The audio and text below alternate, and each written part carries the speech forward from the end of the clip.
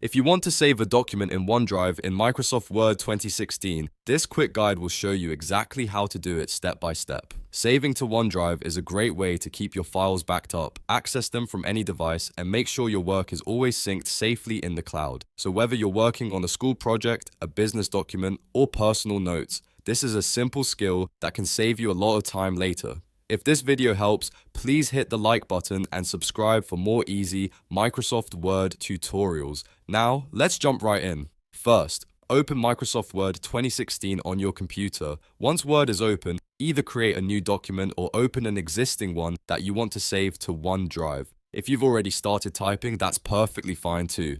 The next step is to go to the File tab in the top left corner of Word. Click File, then choose Save As from the menu.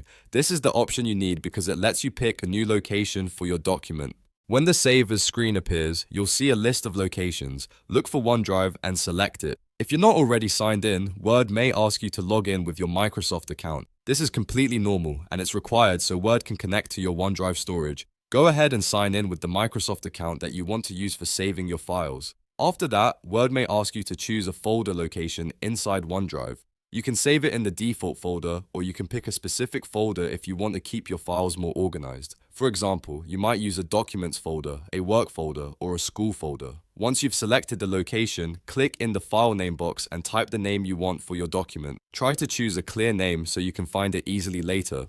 After that, click Save. Word will now upload the document to OneDrive and store it in the cloud.